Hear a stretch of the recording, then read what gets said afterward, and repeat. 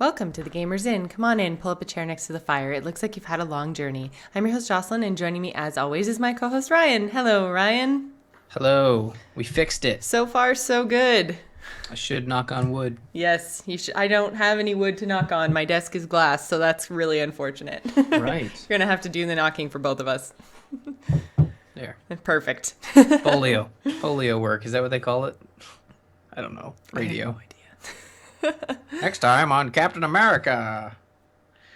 I've been watching Agent Carter. I'm sorry. Oh, I see. So speaking of things that we've been doing, I resubbed to Loot Crate. Why? I thought we had this conversation. I thought we were going to be strong together, Jocelyn. We did have this conversation, but then they made April Fantasy Month.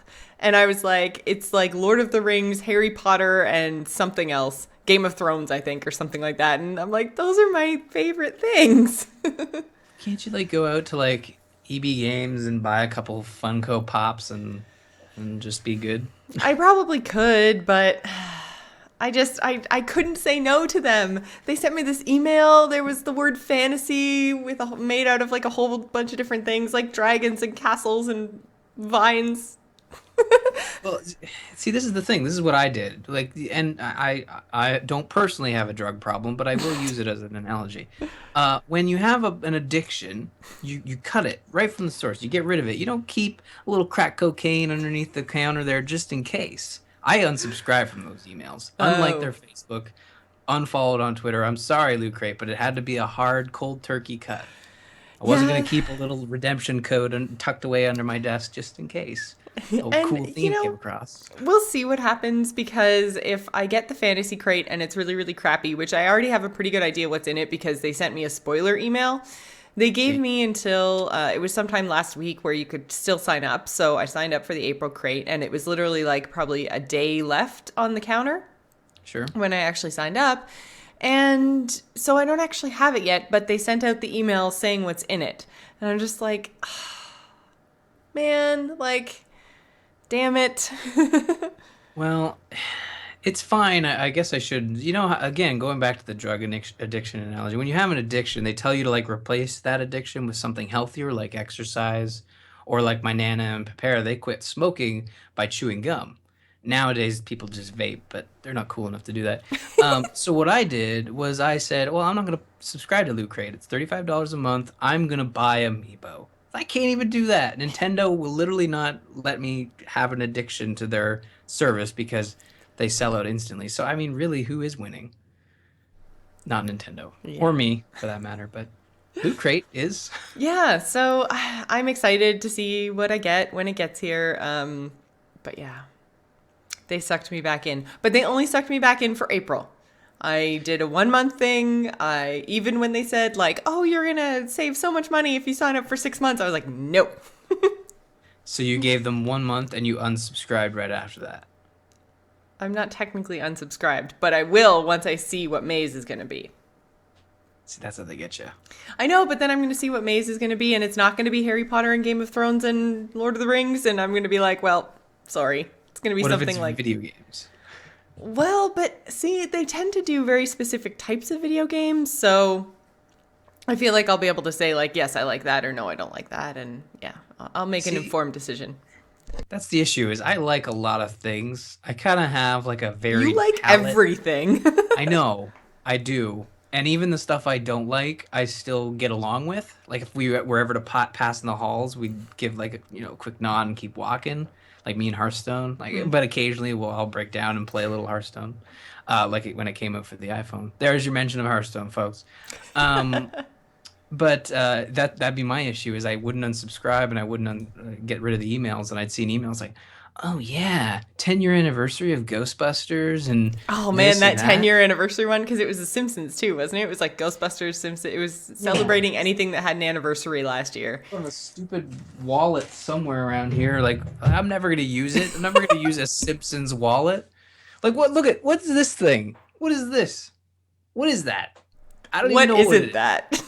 It's a bunny who's doing crack cocaine. Full circle. And all the crap. There's some cool crap. I look upstairs. Upstairs, I look up. There's my Skyrim dragon and my my Groot with the glow in the dark hand, and my Joker Batman Funko thing.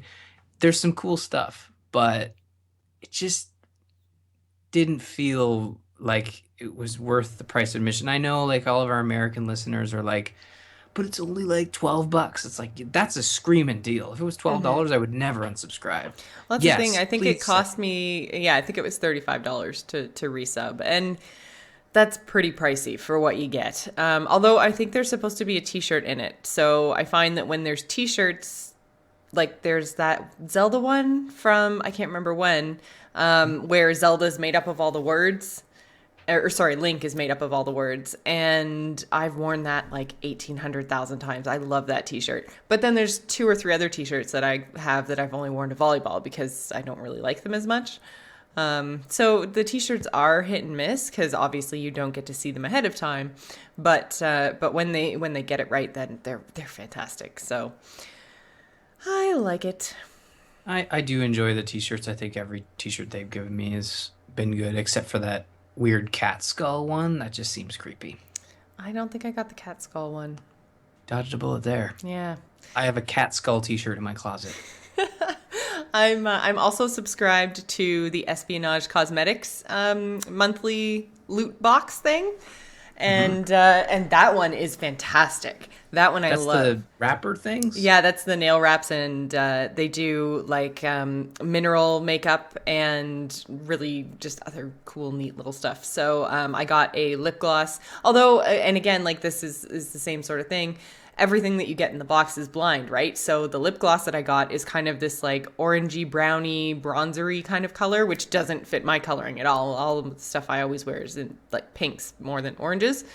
So yeah, I won't ever wear it, but I did try it, and it's really high quality stuff. So plus, then they sent you like I think 5 nail wraps, Hmm. and if you buy the nail wraps individually, they're like $12 each for a set. So I mean, like I think it was $30 for the month, and you get 5 sets of nail wraps plus something else. So I mean, so much value in the box, but you don't get to choose, and that's the trade off, right? So. Yeah, I should talk to you about that because not for me, but my wife Ashley, who had just got into the rap stuff, and not like wiki, but like she got she ordered some of those like those rap things from work, and I'm like, what are those? Those look familiar. It's like, oh, that's what Jocelyn was talking about. And for those saying like this isn't gaming talk, well, you did get ones that had gaming Well, that's stuff the on thing, them, and right? that's why I mentioned it. Is that the espionage stuff is all geek related. So it's tabletop gaming, video games, computers, space. Comic Cool. books. There's all kinds of really really cool themes, and they're really really well done. They last about 10 days if you put them on and then put a clear coat on over top. So that's why I'm mentioning it. Is they are geeky, and I actually found out about it through Veronica Belmont. So, Oh. yeah, they're doing really really well. So I backed both their Kickstarters, and part of their Kickstarter was you could be part of their kind of beta test for these monthly loot boxes. So Neat. so that's what I did. So yeah. Awesome. I'll have to pass that information along to Ashley. I think she's been sort of experimenting with a local company called like Jammy Jams or something. That's not the real name, but like Jamberry is jammies. a thing. Okay, yeah, that's Yeah. it. They're I don't know not why I they're call it definitely not jam. local to Peterborough, but I think No, no, people no. sell them like They're like Avon. Avon. Yeah. Yeah, yeah. Yeah. There's a local jammy girl, Yeah. Jamberry. I would never call her that. That'd be weird. But Jammy Jams are what my grandma called her cookies. But that's We're going way off topic here. So yeah. to bring it Well, I back, figured I we might as also well talk. wanted to tell everybody that I actually got a new gaming chair. I'm obviously not sitting in it right now, but I ordered it this morning. I'm super excited. It's one of those DX racers. It cost me way too much money, but I should have it next week. So no more squeaky chair, no more uncomfortable pain in my lower back. I That's figured good. I spend so much time sitting in front of the computer, I really deserve a new chair. Yes, I should really look into one because this one's kind of like falling apart. Not really falling apart, but like the I don't know what you'd call it. The lining, I guess, is like from sitting in it is kind of like come off. So like it's exposing the cushioning, I guess. I Uh, see. Probably got ripped from the dog, and then it went downhill from there. Fair enough. So, But yeah, so my new chair should be coming next week, which means I will be more comfortable when streaming things like Killing Floor 2, which is what we played last night on game night.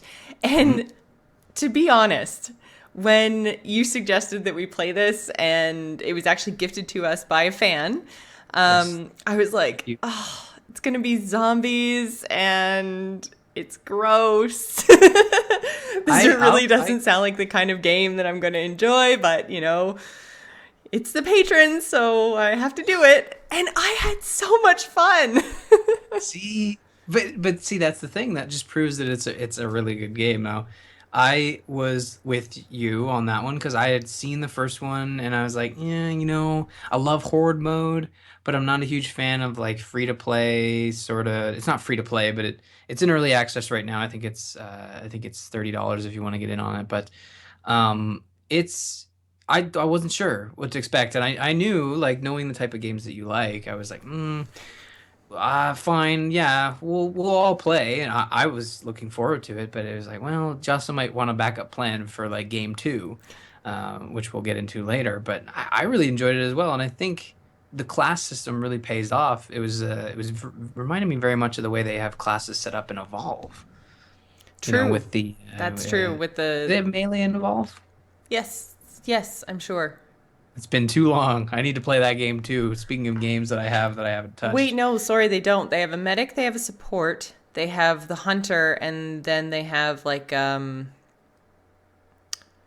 oh, that like commando dude, like the big tanky guy, but everybody has guns in Evolve. Nobody melees the monster. That would be ridiculous. Yeah, the monsters are like it'd be like going up to Godzilla and kicking him in the toe. Yeah, no, it's really cool. I think you enjoyed most of all that you were playing as your badass samurai chick, which would get it out right of the way. One female character in the game. It is early Yeah. access. We all know how hard it is to design female characters. It's in beta. Give them some time. Being sarcastic, folks. Uh, so I assume there will be more characters. We were playing with James and David, who said that the original had a metric ton of characters, so we can expect more probably in development. But for beta, it's really solid. Yeah, and it was a lot of fun. And I had fun playing a melee character, which I never, ever, ever, ever do in any game ever. So it Yeah. was surprising to me. I got to play with the samurai sword and then realized most of the way through the night that I wasn't actually gaining XP with the samurai sword because apparently berserkers are not supposed to use samurai swords, which who else is supposed to use a samurai sword? Nobody Ninjas. else is melee. So dumb. Cause And that's the other yeah. thing. You can choose your class, and it's not tied to who you pick. So, David was playing the priest, and you could be any kind of priest you want: a medic priest, a brutal slayer priest, one that shoots things. Not many priests do that, but in this game, You totally can. you can be a priest and shoot things and live your wildest fantasies as a shooting priest. So yeah, that was interesting because in Evolve, it's tied specifically to that character, and you can't play so and so as a medic. And the customization options are there, and it's definitely like, guys, we're gonna sell you hats and Yeah, shirts you can totally see that coming. and the first game had it too, so we shouldn't be surprised. But right now, I don't think there are no microtransactions as it's in early access. I think you can upgrade to the deluxe edition for $10 if you purchase the original, which gets you a new character Yes, I think and you're right. maybe a few other things. But to be honest, there was only two characters that really stood out to me. It was the priest that looked really cool. Oh, sorry, three. The priest, the guy I was playing, Mr. Bunker. I can't remember his name, but he had like a gas mask. And then your character, the female, I can't remember any of their names. Yeah, no, neither can I. As is Do you mean like fashion. character in terms of like the character model, or do you mean character in terms of the role? Oh no, I mean, in terms of the way they looked, in terms of the model, and just the way they were designed. The other ones just kind of felt kind of like, here's our police dude, here's our Asian guy, here's our, they're all very generic. Whereas like the chick is like the punk rocker, and the priest is like a priest. He still got his collar on, and the weird British guy with the gas mask is just neat and very Very Payday actually. It felt like to me with the masks and stuff. Yeah. But yeah, But so essentially, yeah, it's a horde-based wave multiplayer game. You're playing against AI, and it and was like, hard AI, that yeah, boss was ridiculous. We didn't defeat him all night long. mhm, So yeah, basically, once you're done clearing all of your waves, you have this one boss fight against, and there's only one boss, right? Like ever? mm, Wasn't Killing Floor 1 the same? I don't know. I remember them saying that there was a few bosses in the first one, but I get the sense that this game, because it's in early access, they've got one boss to start out. Which should be noted that the first time I've ever paid attention to this game was last night. Yeah, I no, think I'd for both of never us. paid attention because again, like I said, it's zombies, it's gory, it's not the kind of game that I normally pay any attention to whatsoever. So I think maybe it's a sign I need to branch out a little bit more. But yeah, it was a lot of fun, and I think playing with friends too really made a difference. And you can play with up to we had 7 people, is that right? Or six? Six. Six, yeah. Sorry, six. You can play as six, and you can kind of it works sort of like Overwatch in the sense that you can swap your class when you die. You can how the progression how it works is you choose a set amount of waves, and at the end of each wave, basically, I think the whole goal of the game is just to clear out as many zombies as possible. That's sort of your mission to go in and clear them out. There's no real progression in the sense that you're moving from area to area, but it's like a map. And after you finish a wave, which is basically kill all the zombies, and there's a little number in the top left, it says like, okay, run to the shop and upgrade your shit. So you're buying like guns, you're getting new armor, which reminded me of like Counter-Strike, where every round you started, you were going buy all your ammo and your armor and stuff. Mm-hmm. So that was really neat. And then at the end, like you said, we fight a boss, and that boss kicked our cans every time, Yeah. even with a high level character that had jumped in randomly. Um, so there's definitely a lot of replayability there, and I know, I and gotta I say, really felt because I played the Berserker, which is mhm, kind of like the tanky character, and I really felt like I was contributing to the group and doing a lot of damage, and oh man, I had so much fun, and it was so yeah, surprising because normally I don't like being right up in everything's face, but it was yeah, like I really felt and maybe this just means I should tank in other games, and maybe it was because it was a first person tank sort of thing, but I was just like, oh my god, my team, like I'm gonna clear this doorway and protect you guys while you do the one thing in the back, like I felt like I was really contributing, and I really liked that idea, so I think maybe I need to learn to tank and other stuff. I've yeah, never done and it before. yeah, I have never done it either. And the biggest thing for me when tanking, I feel like I'm punished for tanking.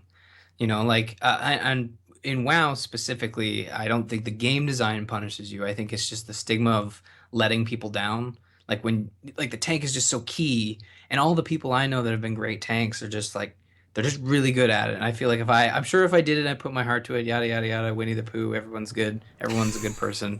I'd be able to do it, and everyone would be like, "Yay, Ryan!" But to me, it's like that crippling anxiety, like, "Oh my God, I can't do it." There's Like, definitely so much more, and maybe that's why like when I went into this game I was just kind of like, meh, it's just game night game, there's no pressure, it's yeah, no big deal.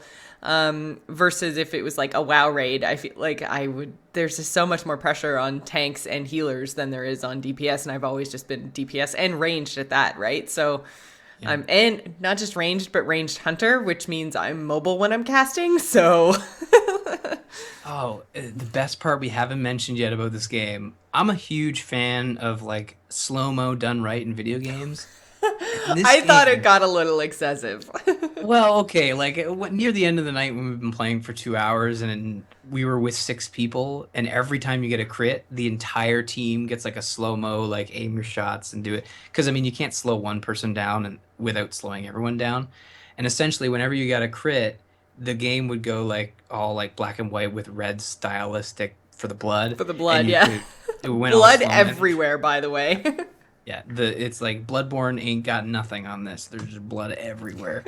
And when it went slow mo, it would be like when I'm near the end of the game in the waves when there was like hundreds of zombies, just crit after crit after crit, and you're just slow motion. And the worst part is like, oh man, I'm mid reload, and it's like still so epic. It's like, but you're right, it got a little annoying. I wish it would reload fast and let you like aim, like it didn't punish you for being mid reload when someone else got a crit. Hmm. But I think it's more for the player that actually did get the crit and just lining up those shots. And Half the I'm time sure like shooting because heads off. where I was melee and I was playing with the sword, half the Mhm. time I wasn't even 100% sure if I was the one that got the crit or not. Yeah, I don't know. It doesn't Because really there's no say. like feedback. There's no health bars. There's no numbers popping up. There's no nothing. It's just if you've swung the sword the right way, all of a sudden the zombie didn't have a head anymore, and I was like, yes. But then sometimes I'd get a crit for doing that, and sometimes I wouldn't. So then I was just like, well, was that a crit? Mm. Yeah, I think I noticed a couple bars, like little health bars above enemies that actually would stay up long enough. Most of this stuff is Maybe canon. it was my settings because I definitely didn't see any health bars whatsoever. Like on the boss, when I think James was saying like, "Oh, we almost got him, we almost got him." I'm like, "How do you know?" He went from Um, like yellow to then orange to then red, but like as a boss, like all the highlights and colors on his armor and stuff went from like changed color, but there was no health bar. So maybe it was my settings. he was a hurting unit near the end. Like Yeah. he progressed from like a chipper little dude, like all green and glowy, to like sparks flying out and just Hmm. deep red. And when you actually shot at him, like you were seeing like splatter as opposed to just like ting ting ting ting, like it bouncing off his armor. So they did a really good job at illustrating the impact when you hit somebody with these guns, which I find is the one thing that really pulls me out of games. It's why most MMOs I can't stick with on the sole basis of combat because you're not getting that feedback. And in this game, you're getting constant feedback. When you're shooting stuff, when you're getting rewarded for headshots. Headshots are more strategic than just taking things out. It's about disabling your enemy. So when you get the big belchers from like Left 4 Dead come up and they're about to like spit on you, if you hit them in the head, they'll still come at you swinging, but they can't spit at you anymore, so they become less of a threat. Hmm. And the varying zombie types were really cool. There was That's a true. lot of different types. There Um, was. There was like I'm trying to think. There was the spider dudes, there was like the mm, regular zombie dudes, there was the big fat spitter dudes. mhm, There was the dudes with swords for arms. There yeah, was the siren chick. There was the yeah. guy Who with would? the chainsaw. There was the big dude. The flesh puncher or Yeah, something? What do they flesh call it? mangler or something. Oh dear, that's worse. It was flesh Pounder? pounder. That's not right. No. That's not right. That can't be it at I all. love how we both got there though. Yeah. How about that um, SEO though? If we called this episode Flesh Pounder. oh god, no. Oh, that's right No, up there with seriously, porno though. Mad Libs. We still get Google hits for that. I People, what are know. you doing? Like, there's real porn on the internet. You Yeah. need porn Mad Libs? What's happening? But Um, yeah, so there, and then plus the boss guy. yes, the Oh, boss. and the invisible ninjas. Invisible ninja zombies is a thing in this game. They would like do roundhouse kicks, and it was. It reminded me of in Mass Effect, the Mhm. ninjas with the swords. They moved the same. Oh, what are they called? Uh, Ah, they're not Reavers. They're. no, It's been so long. so bad. Um, They were Cerberus, though, they right? were Cerberus, yeah. Vipers. Oh, Val's gonna know. Phantoms. Thank you, Leo. Phantoms. Boom. Leo and Val, two of the biggest Mass Effect fans. I'm glad we had them tonight. Yep. Saving our butts. Yeah, but yeah, they were exactly the same as phantoms, except for they didn't have swords, but they definitely kicked you in the face. Um, and yeah, so I mean that's like 10 different kinds of zombies, and the further on you got, because like the first wave is just like the spider zombies, the normal zombies, and the big fat zombies. And the further on you go, you get less of the normal ones and more of the more powerful ones. So it was fun. I really really enjoyed it, which again I didn't think I was going to. So Yeah, and they're coming. So this game here, folks, it's on PC now, early access, $30. It's going to be coming to PS4 at some point in the near future, and a whole bunch of people in the Gamers In community, including us, have the game. So I don't know. Do you think this is something we add to our roster, our rotating chair, if you will? Maybe. It was And definitely a lot of stupid fun, and I yeah, feel like this might be my go-to game when I have had a bad day and I just want to come home and blow shit up. I think this is my new blowing shit up game. Not technically making things explode, but definitely hack and slash and get a whole lot of frustration out. it's definitely one of those games of hacking and slashing and blood, blood, Yes. and Oh, lots of we different played. weapons. There was one time that we played where the level was all snow covered, and then by the end of it, it was just red everywhere, everywhere. It's just like, Yep. oh man, so It's gory. There are gore settings, so if you're not a huge fan of super gore, there's like no gore, moderate gore, and gory gore. And I was playing on gory gore, so Yeah, we had the gore maxed, and blood was flying, and I gotta hand it to some of these early access titles that we've been playing lately, like Dungeon Defenders 2, Killing Floor 2. I think the people who really denounce early access as a thing aren't paying attention to the right games. Like it's so easy to look at all the bull plop that just all over Steam when it comes to early access, but there are these solid titles with solid developers that are using this program for good, and I just let's focus on the positive, right? Like this game is really good and it's early access and they're right up there. They're saying this is a very playable beta, but we wanted to put it out there for everyone to give it a shot and it's solid. There's some UI things that need to be tweaked, but it's beta, right? No crashes, no yeah, that's performance true. We issues. didn't have any crashes, which was surprising. Yeah. Yeah. And you know what? Just smiles all around. I think the whole crew was just having a good time, which is what you want. Yeah, I didn't even realize it was in beta until like halfway through the night. So Hmm. good on you. And then, so for a palate cleanser, after all of Yes. that zombie gore hack and slashness, Ryan and I played Battleblock Theatre, which is from the makers of Castle Crashers. Hmm. Has kind of a little bit of the like it's a similar sense of humor, but I enjoyed the humor in Battleblock Theatre so much more than I enjoyed the humor in Castle Crashers. Mostly because I got to the point in Castle Crashers where there's like just animals pooping everywhere, and that's about as far as I got because I kept getting most of the way through that stage and then dying and then getting reset to the poop joke again, and it was just too Yeah. much. But I wasn't a big fan of Castle Crashers is fun and all, but I wasn't a huge fan of the humor went just a bit too far for me. Like I'm all for immature humor, and but I think this game has a different kind of immature humor. yeah, It's more silly and childlike, but with an adult edge as opposed to Castle Crashers was just like it's immature, but like poop jokes immature, which I know some people are cool with, yeah. but I don't know. Diarrhea deer, not my favorite moment in gaming. Exactly. And that's yeah. So but yeah, Battle Block Theater, I mean, we were laughing so much in the Hmm. opening like sequence that I actually have to go back and rewatch it because I mean, like it and there were puns.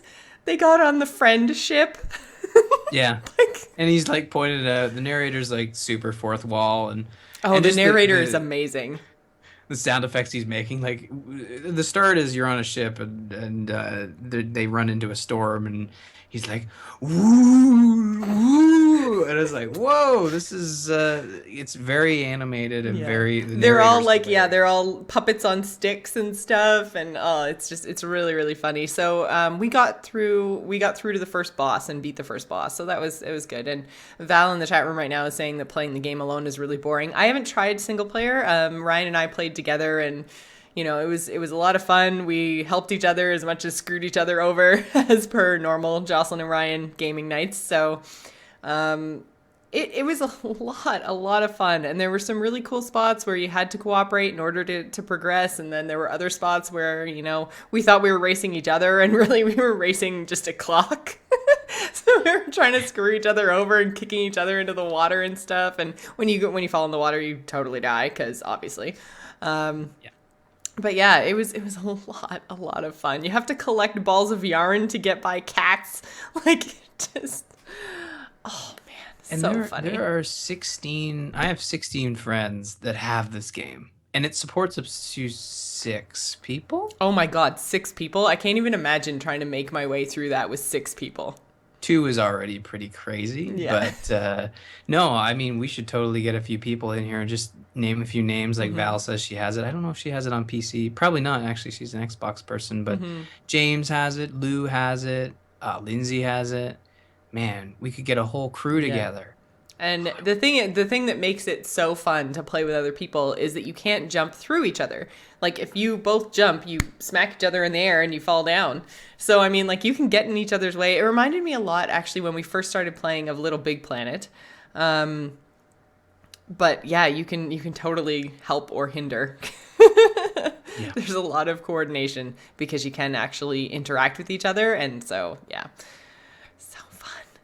It was a lot of fun. And this was a game that I was kind of like, it looks interesting and I've seen it on sale before, but it didn't quite catch my eye. Usually like co-op, well, before game night, co-op games never really shone out because I have a very weird like gaming schedule, but now that we have game night, it's like perfect. I can make Jocelyn play this with me. Not that it was never a problem to get her to play, play games together, but now it's like we have a scheduled time. It's like, no, I gotta play a co-op game. Let's try something new this week. And Dungeon Defenders was one of those games. It's Um, making me branch out, that's for sure. And yeah. Battleblock actually came up as an option for me as like a recommended game on Steam when I logged in last week. So when I Oh. saw that, I was just like, oh, recommended for me, eh? And then I watched the trailer because the trailer is not the same as the opening sequence. I watched the trailer and I was laughing my ass off. And I was like, okay, I'm sold. I don't even care. Like, this looks like so much fun. There's a level editor. So you can, make your own levels and share them on Steam, and it just seems really fun. And I remember after all the fun that we had playing those custom levels in Portal 2, I was like, well, maybe this is another one where we can download levels once we finish playing through the game. We can download some levels and have some fun. So it seemed like a Mhm. really good purchase. So yeah, I got because there was a double pack or something. So I bought the double pack and then sent one over to Ryan, and man, so good. Such a Mhm. blast. Yeah, people need to check that one out. I didn't realize it was an older title. I didn't know It's not either. for. I thought it was brand new because like I said, I only just saw it pop up in my feed on Steam last week. Yeah. Oh, I guess it's only been a year, but I think it launched on Xbox first. Maybe that's why I'm thinking it sounds so. Anyways, it's really good, and yeah, highly recommend. Another one like when we're just like, and the great thing about it is it's not like other multiplayer games where you're investing time. It took 5 minutes to beat one little level, and I'll be completely honest. Last night it was still a little late for me, and I was like, I just really wanted to get to the next cutscene, so I'm like, power through. And it was so fun and so hilarious. And even as you're playing the game, like we talk about the narrator is great in the cinematics, but just the one-liners he throws out while you're actually playing, reacting to what you're doing, Yeah. it's like Bastion, but funny. It's so good. And Bastion's a great game. That's not me being rude or anything, but it's so good.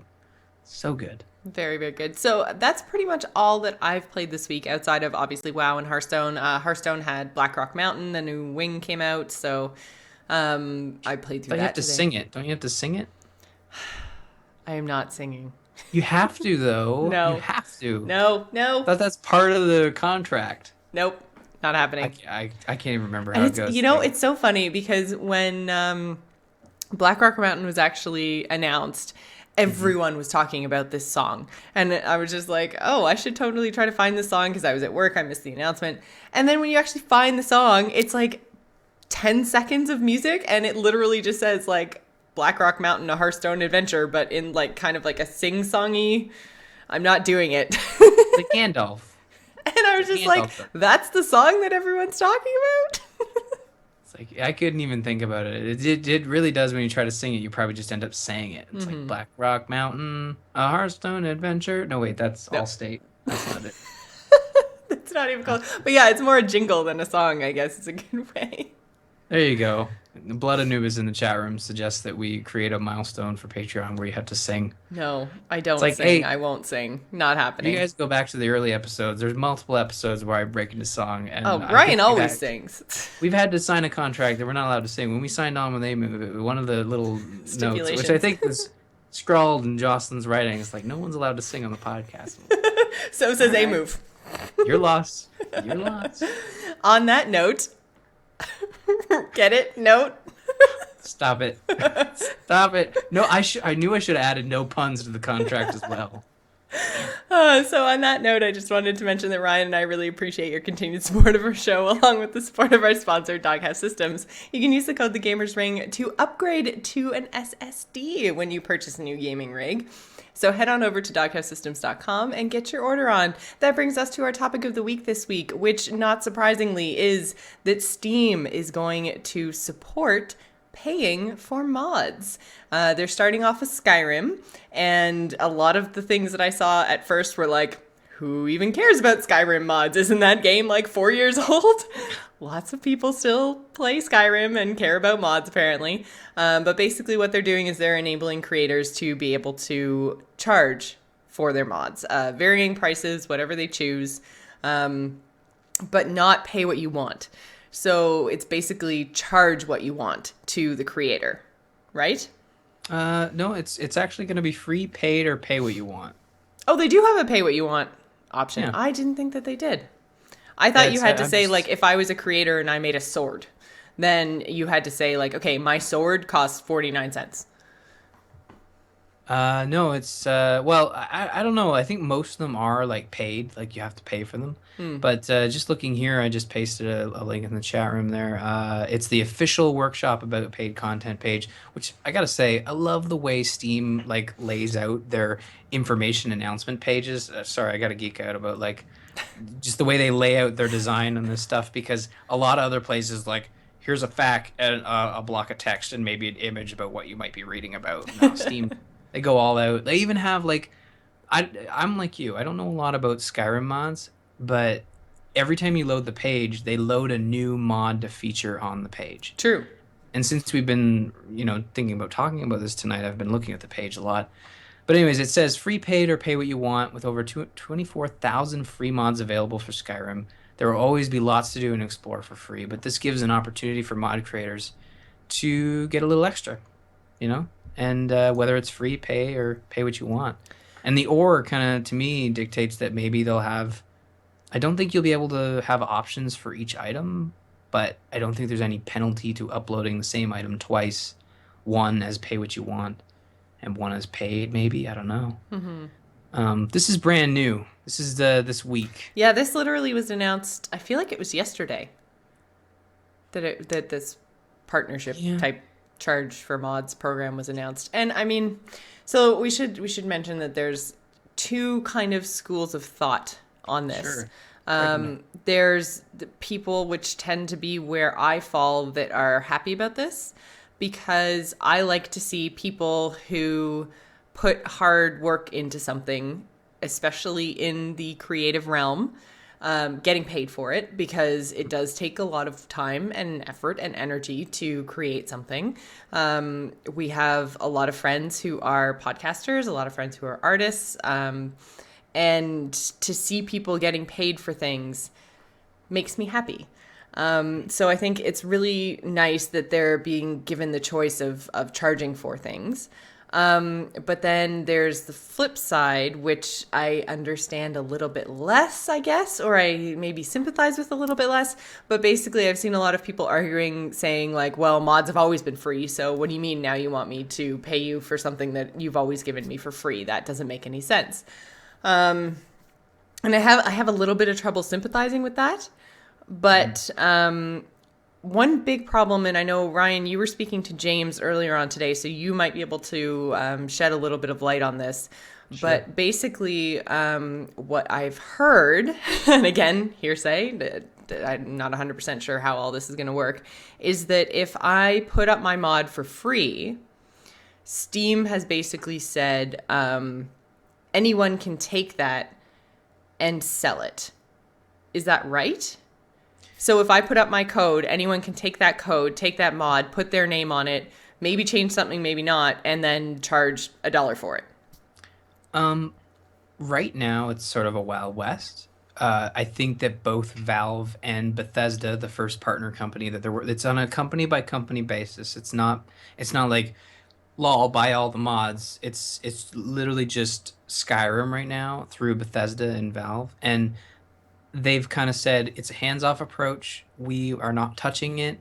It's all about the modders, all about the modders. And I think a lot of people are poking holes in that and saying, well, if it's all about the modders, like, and they don't police themselves, anybody who puts something up for free can take it and charge for it.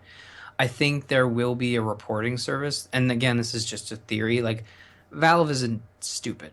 Steam didn't get to where it is today without listening to people, what people are saying. I think it's great that they're going to start allowing creators to earn money for what they're doing. Like, there's already people out there that are making money building microtransaction items for current Valve games like Dota 2 and Team Fortress 2. So this is not new. It's just that you're right. For a good 4 years, Skyrim mods have been free and they will continue to be free, but some of them will become paid and some of them will become toss a nickel in the jar and let's do this thing, like a pay what you want kind of thing. And but you're right, like anybody could take a free mod, put it back up, but one would hope there would be a reporting service that allows Valve to go in and say, look, this isn't yours. We're banning your account and taking this down. And I wouldn't be surprised if that system is already there. But a lot of people on the internet like to poke holes on stuff when they don't like the end result, which and people making that argument are on the side of the creators, right? But some of those people are on that side saying like, this is a bad thing because of XYZ, when really they're saying it's a bad thing because of A, which is I don't get my mods for free anymore. And that's a creator thing, right? It's mod by mod. It's not all mods have to go paid. So if your favorite mod suddenly becomes paid, that's up to you to go to the creator and have it out with them, not Valve. A lot of people are really taking Valve and saying, this is a bad idea, Valve. What are you doing? What are you doing? When really it's a partnership with Valve, Bethesda, and their community. Well, Obviously, and people have been asking for this, right? yeah, and other people I've seen have said basically like, oh, if it's all about the creator, if it's all about the modder, then why are Valve and Bethesda taking such a big cut? Well, it's Valve's platform and it's Bethesda's game. Yeah. So I can see Valve and Bethesda taking a sizable cut. The key is that creators used to get nothing, now they're going to get something. And to me, that's a good thing. Yeah. And if they want to continue getting nothing, as well as the other companies getting nothing, they can put it out for free. Yeah. But I think the ratio right now isn't published on this page. But I've done some digging and it looks like what is the official number is 25% to the modders, the normal 30% cut for Valve, which they get from every microtransaction. That's not new. And then the rest Well, goes and to the developer. 30% is pretty standard. That's exactly what Apple gets for the App Store. So I don't see what the issue is there with that 30% going to the platform. Yeah, it's just weird. Like I've seen a lot of people saying like, oh, the ideal split would be 50 to modders, 25 to original devs, 25 to Valve. And it's like, sure, yeah, maybe, but you could also create a store for your mod and sell it that way, and but that takes money too. That costs hosting, like, and not to mention that you're using someone else's engine. You can't go over to Unity and say, I'm just going to use this and give you nothing. Even if it is free right now, there are still like agreements to sign and you are paying a rev share at a certain point.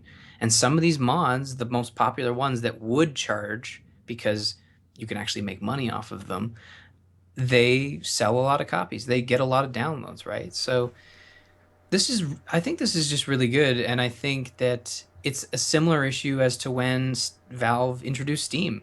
A lot of people hated it, and now it's the biggest thing in PC gaming. So at a certain point, you just kind of have to let these companies try these things, and if it's a huge failure and people stop paying for and stop using mods, and the modders say it's a bad idea, Valve will fix it. Like they don't let stuff stagnate. They fix it, except for Half-Life 2. But there was nothing wrong with that, right? So they just left it. They didn't feel a need to go back to it and fix it. Damn it, I want a Half-Life 3 so bad. So, I mean, is there anything else? I'm trying to think because obviously you and I are on the same side with this. Like, yay, paying creators, good thing. Hmm. Is there anything that we're missing here? Like, is there anything else that you've seen online or from your conversations with James? Because I know, like, I have some people that I follow on Twitter who are 100% against this. People that I've known for a long time are very intelligent, are like way into the games industry, like hardcore. And I feel like I'm being very, very confused by their stance on this. So, is there anything else that you've seen that maybe might sway us the other way? I don't know. Like, It seems maybe it's like, because we're content creators I or don't we know. create products that like part time on the side of Gamers Inn. I'm a website developer. I develop websites, and I've had people who come across my services and say like, "Oh, well, you can do it for X amount because I can go do it myself on GeoCities or whatever." And it's like, well, no, that's not how it works. Like, you're paying for a product. You're paying for something that I'm going to put time and effort that I could be spending on other things into something for you. So when I'm built, so let's look at a mod. Like, let's look at those mods we played, the Portal 2 mods. Would you have paid $5 for them? Sure. Yeah, they were totally worth They it. were well done. They had a story. They added to the game in a way that I couldn't add to it myself. I've tried to make a Portal 2 level. It's hard. Yeah, yeah. And people play a lot of uh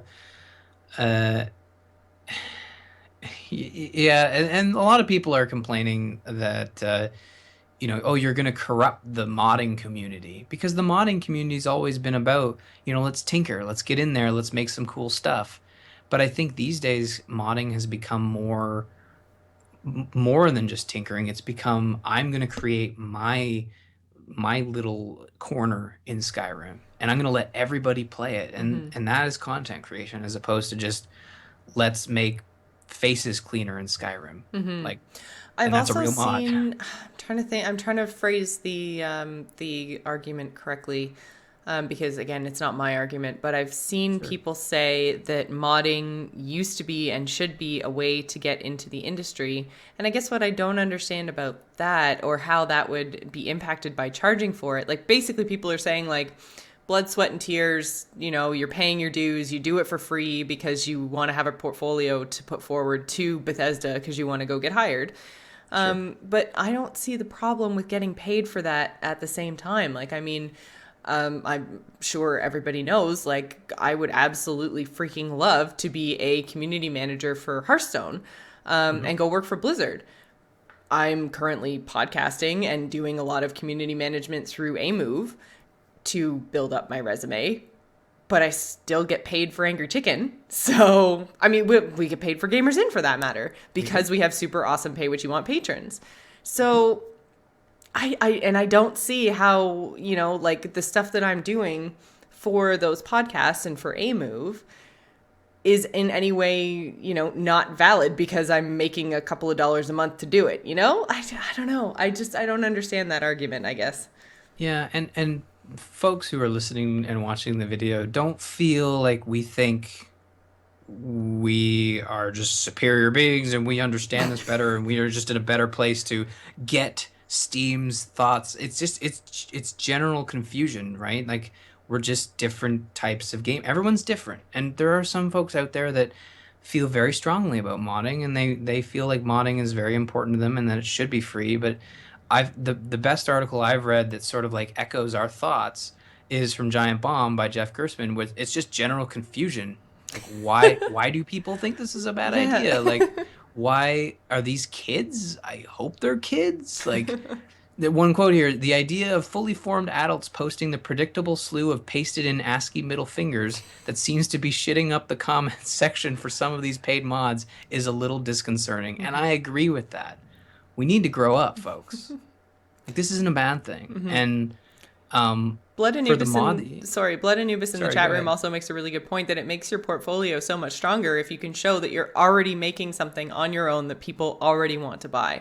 So I Mhm. mean, if you can say I made a Skyrim mod, I charge $20 for it, and this is how many downloads I have since I started charging. Like, that's huge. That's huge.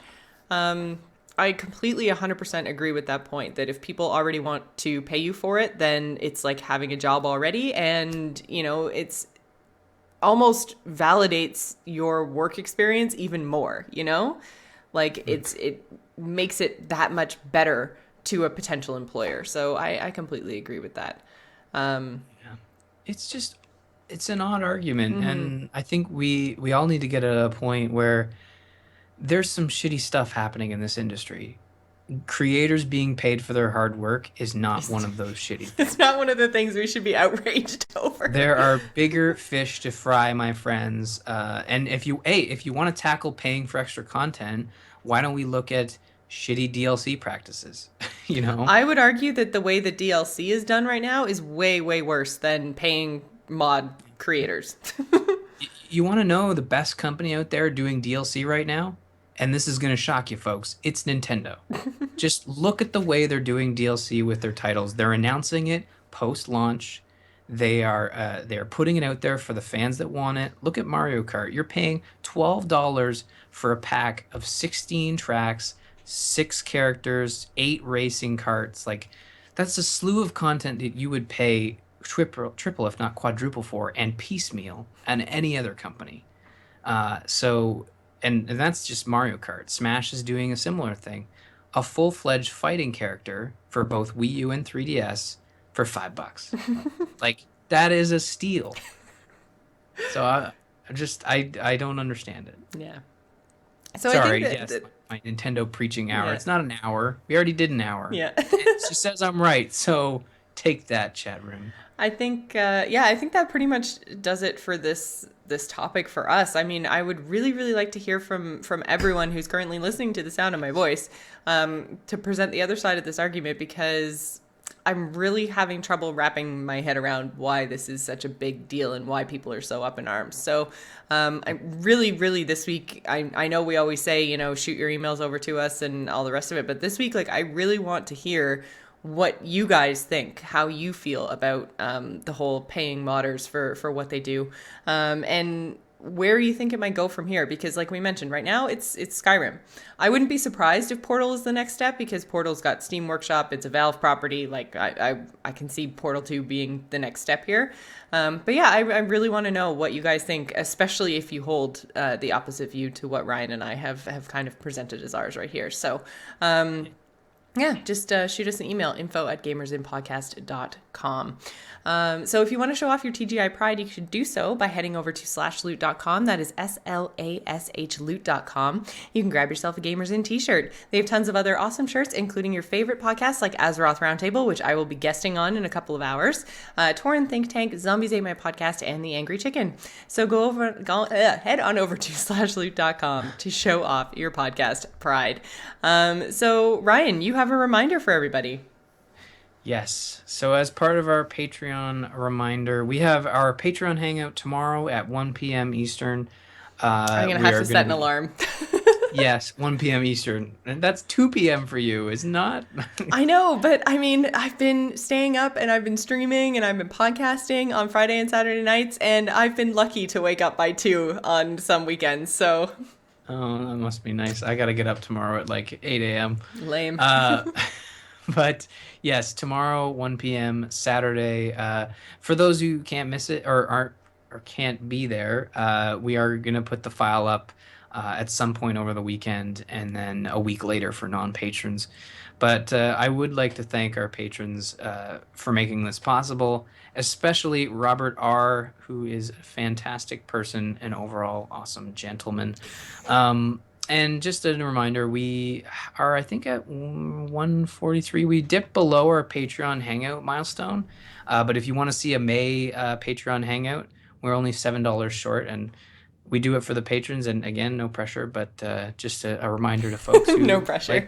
There's no pressure, but I... that makes me laugh. What's that mean? It's just so funny. I don't understand why it's funny. I'm doing pressure, guys. No pressure. No pressure, but we do talk about different things on the Patreon Hangout because it's driven by your our questions listeners. And your calls. Yeah, exactly. We sit there and react. So you could ask a question about video games, or you could ask a question about this thing, whatever this is. This little, and you got to watch the video so you don't know what I'm holding up. Yep. So depending on Jocelyn's reaction, she giggled. So It could be anything. I giggle at everything. yeah, well, that's true.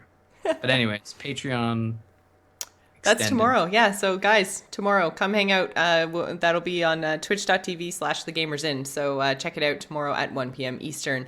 We also have apparently a huge email from Val. So, since we have a huge email from Val and didn't have time to put it all together, we'll probably be reading that off next week. But we have 7 Heroes of the Storm beta keys to give away. I saw this in here tonight and I meant to put them at the top of the show because we should really just start throwing them into the chat room. And then as they get claimed, we can Sure. yeah, we can just take them off our list. So why don't we do that right now? You know what? I'm just gonna throw Heroes of the Storm beta key if my mouse would actually work. Hang on. All right. We have 7 of them there. And, Incoming beta key. Kapow. I know a lot of you already have it, but if we have folks listening to the sounds of our voice or watching live, we have these, and if you want them, they're yours. You can, and if you're not on the live show, you can email us. I already had a few people email us, and I've sent them codes. It's that easy. They're just sitting there waiting to be claimed. Yep. So yeah, if you are actually going to claim that code in the chat room, then just make sure you let us know, and then we will take it off of our list. I think that pretty much does it for tonight. So if you'd like to visit us on the web, you can do so at gamersinpodcast.com. You can find us on AMove TV along with other fabulous podcasts, including Into the Nexus, Campaign Roundtable, The Angry Chicken, and AMove Radio. You can follow us on Twitter. You can find me, Jocelyn, at GIS Gamer. Ryan is at R Murphy. And don't forget to follow the show at The Gamers Inn. The video versions of all our episodes can be found on our YouTube channel, which is youtube.com/Jocelyn Moffat. You can also find us on Facebook and Google+. If you'd like to email the show, and please do, to let us know what you think about people being able to now pay for mods on Steam, you can email us at info@gamersinpodcast.com. So thanks for staying at the Gamers Inn, and remember, tune in next week. Bye, everyone. Bye.